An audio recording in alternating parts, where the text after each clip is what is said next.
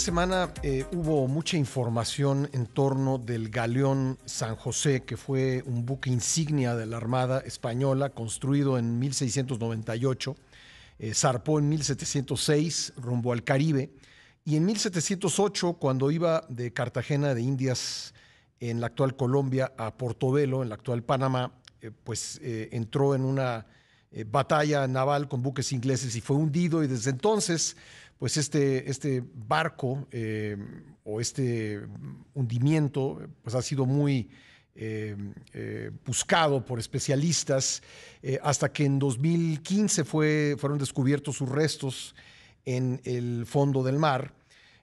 Hace unos días el gobierno colombiano daba a conocer que había hecho nuevos hallazgos en torno de este hundimiento, pero pues se armó una polémica en Colombia entre los gobiernos, el gobierno del actual presidente Iván Duque y el del expresidente Santos, en torno de si realmente lo descubierto era algo nuevo o era más de lo que ya se había encontrado.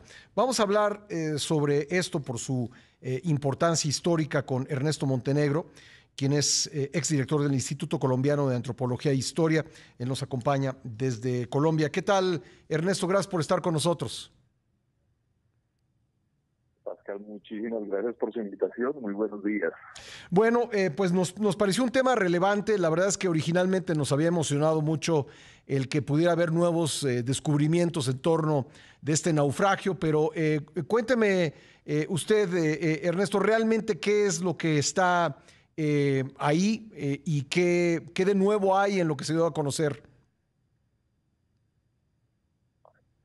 Bueno, el sitio, de todos modos, hay que señalar que el Caribe es el espacio en el cual se desarrolló durante 300 años un intercambio de elementos, ¿no? Es el espacio principal del mundo colonial.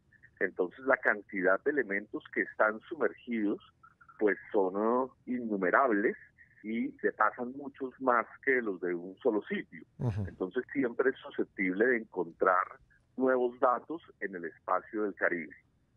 Con respecto al galeón San José particularmente, hace ya 6 años se hicieron los trabajos de investigación que dieron con su hallazgo y con las posibilidades de ver sobre un plano general todos los materiales que están en el sitio de San José, que además, como explotó, tenemos una parte central, está en el fondo del mar, es las 3/4 partes de la embarcación, mientras que un cuarto, la parte de proa, dijésemos, pues desapareció, por lo menos se desarticuló y quedó dispersa alrededor del sitio de San José. Como información de contexto, ¿por qué ha sido pues tan importante la búsqueda de este naufragio? Se considera que uno de los cargamentos más importantes que naufragó es el de San José, puesto que el recaudo fiscal que se hizo sobre el Perú y que se transportaba hacia Europa, que en ese momento estaba en la guerra de sucesión, pues va a marcar un hito importante por la cantidad de la carga, como por el hecho de que su ausencia, el no haber llegado a España con esa carga, de alguna manera desequilibró las fuerzas en contienda. Digamos que traía una carga muy importante de monedas de oro y plata. Sí, era la mitad del recaudo del Perú. Era la totalidad, más todo todos los envíos que se hacían de manera privada, algunos de contrabando, algunos relacionados dentro de las actas, pero es un barco que está lleno de materiales. Pensemos en algún momento, cuando hacemos hoy envíos, no hacemos las remesas de país a país, uno pues las consigna en quien sea capaz de entregarlas al otro lado del mundo. En este tiempo, el mundo español, que tenía trabajos, ¿no?, que tenía riquezas que se habían cocinado en América, enviaba a España y lo enviaba en un barco que tuviese la capacidad de llegar hasta el otro lado, ¿cierto? Entonces, nada más que el barco insigne de la Armada Española para poderlo enviar. Es un barco sobre el cual va a llegar. Hay viajes completos. Él está en Cartagena de Indias durante 2 años y hay gente que viene desde el Perú a lo largo de de la Nueva Granada, de la actual Colombia, gente que viene desde la Nueva España a consignar, ¿no? A depositar bienes en el barco. Entonces el barco está realmente lleno de riquezas que están siendo enviadas a España. Ahora entiendo que desde los años 80 comenzó la búsqueda de este barco y pues hubo incluso una disputa legal. ¿A quién pertenecía este gran tesoro hundido?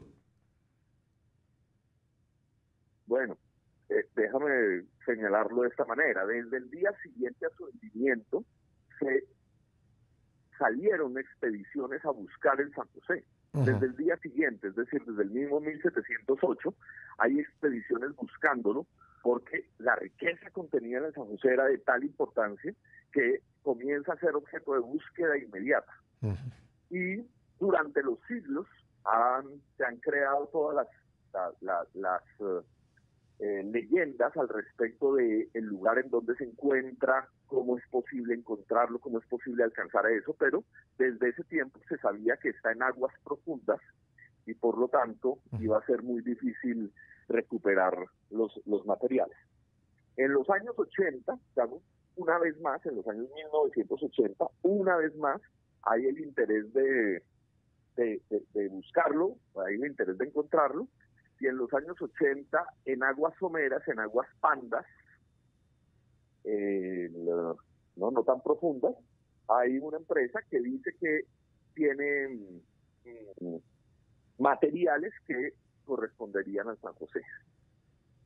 En ese momento se abre, pues digamos, un litigio, o se abre una suerte de derechos adjudicados a quien dice que ahí lo encontró en un sitio. Y Colombia y los distintos tribunales han dicho lo que hay en ese sitio le corresponde al que lo denunció. Ahora bien, el hallazgo que realizamos nosotros en 2015 está en aguas profundas, no corresponde de ninguna manera con el sitio que fue reseñado por allá en los años 80, está a varios decenas de kilómetros de ese sitio. Entonces, digamos, estamos hablando de 2 procesos bien distintos. Entiendo. ¿A qué profundidad está este sitio descubierto en 2015? Estamos hablando de unas profundidades mayores a los 800 metros. Ya, ya. Ahora, en torno de la polémica que se ha dado esta semana entre el gobierno actual y el gobierno anterior, ¿sí se descubrió algo nuevo o lo que se dio a conocer es lo mismo que se encontró en 2015? Pues sobre el San José, sobre el espacio que ya fue referenciado, reconocido como el área de San José y los sitios conexos en donde, te decía, están el otro cuarto de barco, pues esos fueron reconocidos desde ese momento. En aquel tiempo, 2015, se hace una prospección completa del mar en 100 kilómetros cuadrados y en esos 100 kilómetros cuadrados se reconocen otros 2 pecios, otros dos barcos hundidos. Es posible que los que está señalando la Armada en este momento, digamos, esta expedición, correspondan a los mismos 2 sitios, que son los que están más cercanos del San José, sin embargo, a varios kilómetros. Ahora bien, sería necesario entender cuál es el orden de la prospección que desarrolló la Armada en su momento, para entender si son exactamente los mismos o no. Sin embargo, pues de acuerdo, son los 2 elementos más contiguos al pecio San José, y en efecto corresponde uno a la época colonial y otro corresponde a tiempos más contemporáneos. La Armada, sin embargo, o el señor presidente de la República señaló que una declaración de una goleta. Entonces es posible que sean los mismos, es posible que en el orden de prospección pues hayan tomado una dirección distinta y hayan encontrado otros. Como decía al principio, en el mar, en el Caribe, hay una enorme cantidad de Hundimientos. de bienes sumergidos. Sí. ¿Cuál es la posibilidad de extraer los tesoros del San José? Pues desde el 2018 está planteado un proyecto de investigación completa, sin antecedentes. No tenemos pues un tipo de excavación arqueológica de carácter estratigráfico, ¿no? Siguiendo los estratos de acumulación de sedimentos, una excavación estratigráfica a gran profundidad, en aguas profundas. No tenemos antecedentes de ese tipo.